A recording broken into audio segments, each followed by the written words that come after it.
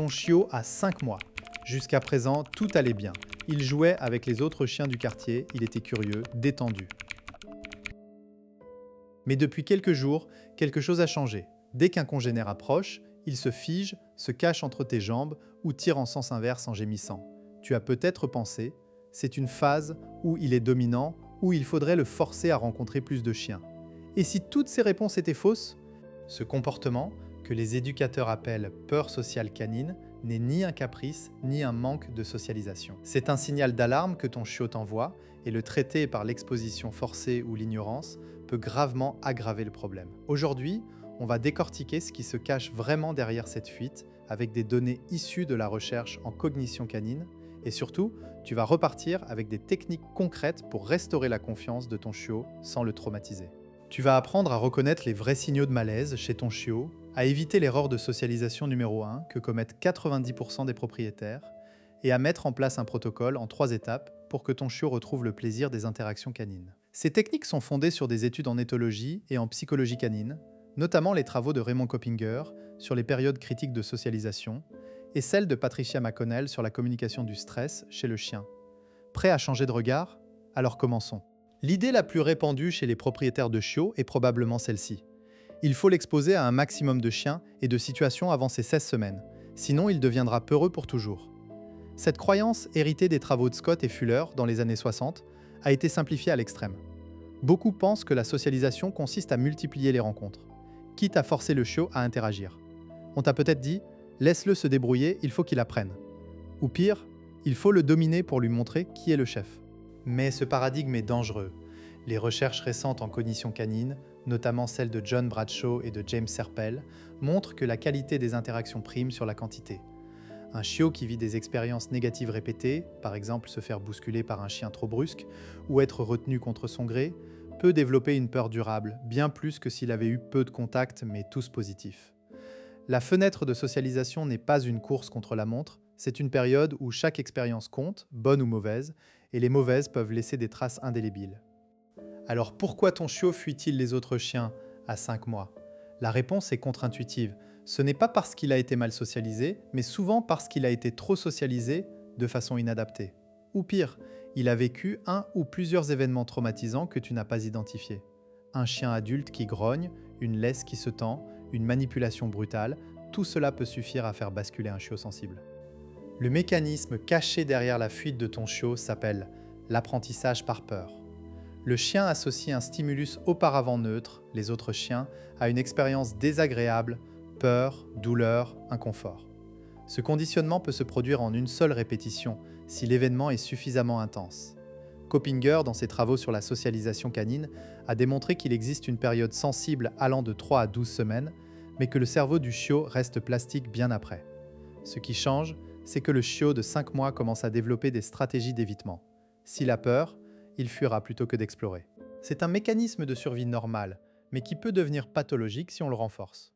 En d'autres termes, ton chiot n'est pas mal socialisé. Il a appris que les chiens sont dangereux. Et chaque fois que tu le forces à les approcher, tu confirmes sa peur. Tu lui montres que sa fuite n'est pas une option, ce qui augmente son stress. L'erreur classique est de penser que le meilleur moyen de surmonter une peur est d'y faire face. Chez l'humain, ça peut marcher dans certains cadres thérapeutiques contrôlés. Chez le chien, sans protocole précis, c'est l'inverse. Cela renforce le conditionnement de peur. Prenons un exemple concret. Olivier, 34 ans, vit à Lyon. Il a adopté un Golden Retriever, Pablo, à 2 mois. Tout se passait bien jusqu'à ce que Pablo ait eu une mauvaise expérience à 4 mois. Un berger allemand mal tenu en laisse a aboyé violemment sur lui dans le parc. Depuis, Pablo tremble et se cache dès qu'il voit un chien. Olivier, inquiet, a suivi le conseil d'un ami. Il faut l'exposer davantage, va au parc canin 2 fois par jour. Résultat, Pablo refuse de marcher, urine de peur et refuse même de sortir de l'appartement.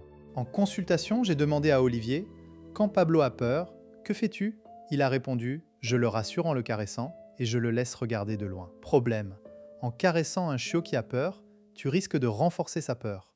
Le chien peut interpréter la caresse comme une récompense pour son état de peur. Ensuite, Olivier l'emmenait au parc, s'asseyait sur un banc et attendait que Pablo se calme.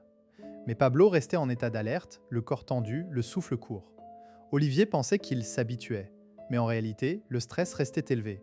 Et à force, Pablo a généralisé sa peur à tous les chiens, puis aux lieux où il y avait des chiens. Ce qui s'est passé, c'est que l'exposition répétée sans contrôle du seuil de stress a renforcé l'apprentissage de la peur. Le cerveau de Pablo a appris que chien, danger, et chaque exposition sans issue positive a consolidé cette équation. Olivier a fait l'erreur de ne pas respecter la distance de sécurité et de ne pas utiliser de contre-conditionnement. Comment décoder si ton chiot a vraiment peur ou s'il est simplement prudent? La différence est subtile mais cruciale. Un chiot prudent va s'arrêter, observer, le corps légèrement en arrière, la queue basse mais pas serrée. Il peut s'approcher par zigzag, puis reculer. Un chiot apeuré présente des signes de stress actifs, oreille en arrière, léchage de babine, bâillement, queue entre les jambes, dos rond, respiration rapide, pupilles dilatées. Il cherche à fuir ou se cacher. Si ton chiot refuse une friandise en présence d'un chien, c'est un signe que le stress dépasse son seuil. A l'inverse, s'il accepte de jouer ou de manger, il est encore dans une zone d'apprentissage possible. Un autre indicateur fiable est la direction du regard. Un chien stressé a un œil de baleine, on voit le blanc de l'œil. Il détourne la tête mais garde l'autre chien dans son champ de vision périphérique. Il peut aussi se mettre en position de jeu pour désamorcer, mais ça reste une tentative de communication de stress. Les conséquences de ne pas intervenir correctement sont multiples. D'abord, la peur peut se généraliser. Non seulement les chiens, mais les parcs, les laisses, les humains. Ensuite, l'évitement chronique empêche les apprentissages sociaux essentiels. Ton chiot n'apprendra jamais à lire les signaux canins, ce qui augmente les risques de conflits futurs. Enfin, le stress chronique affaiblit le système immunitaire et peut entraîner des problèmes de comportement, comme les aboiements excessifs, la destruction ou l'agressivité par peur. Un chiot qui n'apprend pas à gérer ses peurs devient un adulte réactif et souvent, son propriétaire finit par limiter ses sorties, ce qui aggrave encore l'isolement social. Alors concrètement, comment faire? Voici 3 techniques testées et validées par la recherche en éthologie canine. Technique 1. La distance de sécurité et le contre-conditionnement. Le principe est simple, tu identifies la distance à laquelle ton chiot remarque un autre chien sans montrer de signe de stress. Cette distance est ton point de départ. À cette distance, tu donnes à ton chiot des friandises de haute valeur, saucisses, fromage, dès qu'il regarde l'autre chien. L'association devient chien égale friandise. Tu répètes 10 à 15 fois, puis tu te retires avant que ton chiot ne dépasse son seuil. Exemple avec Pablo, Olivier s'est placé à 50 mètres d'un parc. Pablo regardait un labrador au loin sans trembler. Olivier lui donnait un morceau de poulet toutes les 3 secondes. Au bout d'une semaine, Pablo commençait à regarder Olivier avec anticipation quand il voyait un chien, signe que l'association positive se formait. Technique 2, l'autostop canin. Quand tu croises un chien en promenade, ne force pas la rencontre. Si ton chiot a peur, fais demi-tour ou éloigne-toi calmement. Ne tire pas sur la laisse. Utilise une laisse longue pour lui laisser de l'espace. L'idée est que ton chiot apprenne qu'il peut s'éloigner, ce qui réduit son sentiment d'impuissance. Pour Pablo, Olivier a commencé à faire demi-tour dès que Pablo montrait le moindre signe de stress. Il a arrêté de s'approcher des parcs canins. Résultat, Pablo a cessé d'uriner de peur en 2 semaines. Technique 3. Les rencontres supervisées et choisies. Il ne s'agit pas d'exposer ton chiot à n'importe quel chien, mais de choisir des chiens calmes, équilibrés et de taille similaire ou inférieure. Idéalement, un chien adulte bien socialisé qui ignore le chiot ou le rassure. Organise des rencontres en terrain neutre, pas chez toi ou chez l'autre propriétaire. Laisse les chiens libres de s'approcher ou non. Ne tiens pas ton chiot en laisse tendue. Si ton chiot se cache, ne le force pas. Laisse-le observer de loin.